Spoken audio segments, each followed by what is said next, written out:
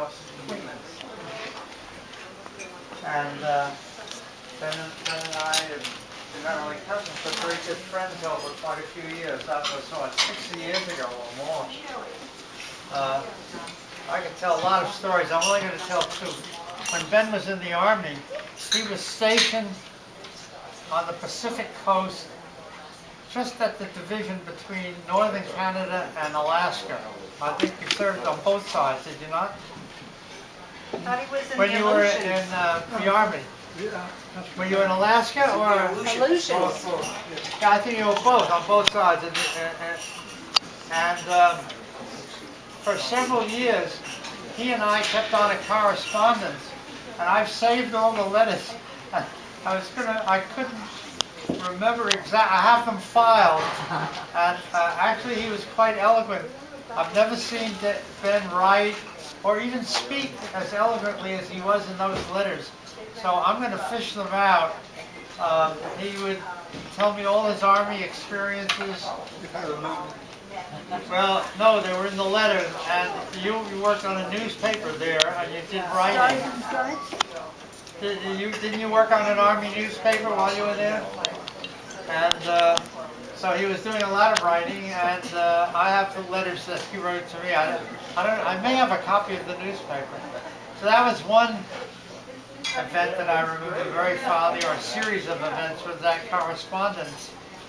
The other, which was a mixed bag, was when Ben briefly, I think in the early 1950s, worked for my Uncle Jerry. Where's he? There he is. Your grandpa. And, He was interesting. I would have loved Don't hold back. I would have loved him. I'm sure. it was interesting. He would. I knew him as Uncle Joe. Uncle Joe. And I'll never forget the first time I was going to meet when he was courting Sally. And I was told, don't call him Uncle Joe, call him Uncle Jerome. And you all notice that's his name up there. But he was really never known as Uncle Joe or Uncle Jerome. He was known as JJ or JJ Denberg. And the company was JJ Denbay Creations, very French. And it was very sad. He was such a hard-working, creative person, but totally unqualified to run a business. He had a few little rooms on 34th Street or 35th Street. He moved around a bit. And he manufactured costume jewelry. And it was very high-end costume jewelry. I'll never forget one day I either bumped into him or met him, and he was standing in front of Tiffany's with a pan in his hand,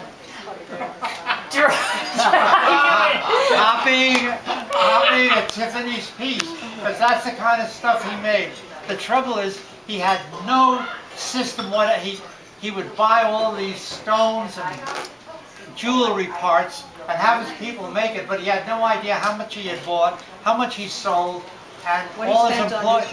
What he spent on the aggregate of ingredients. He had no idea, and the employees could help themselves to all the materials and walk away with it.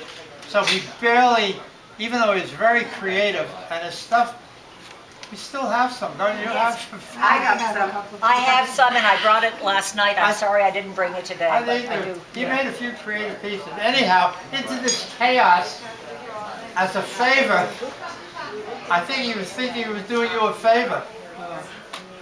Couldn't escape. I couldn't escape. Couldn't escape. Ben went in there to help him.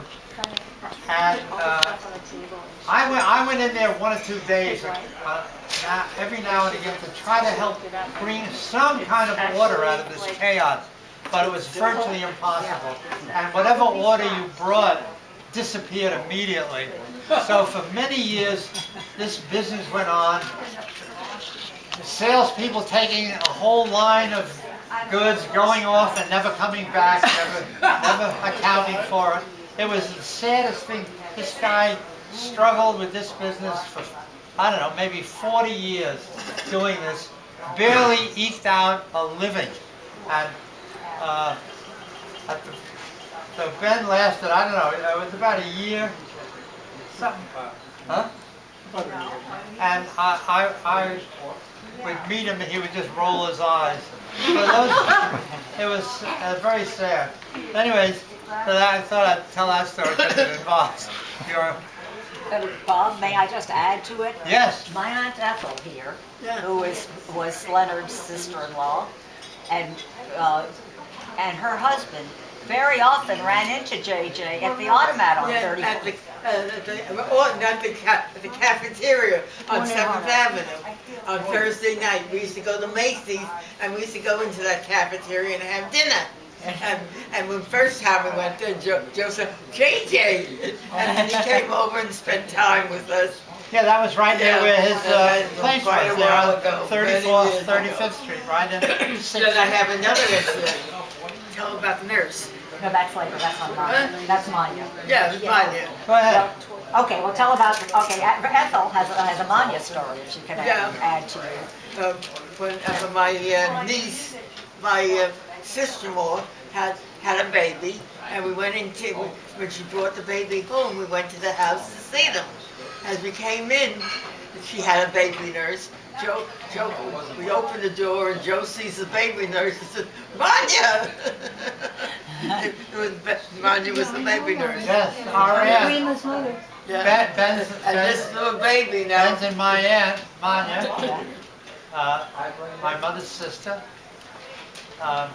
She did this babysitting for a while. She did all kinds of things. When they first came over, we had a little tiny, maybe 3-room apartment, 4-room apartment, I don't remember, in Brooklyn. And they came and lived with us. The only thing I remember out of that, they didn't speak English very well. And they went out to mail a letter. And in Paris, the mailboxes are red.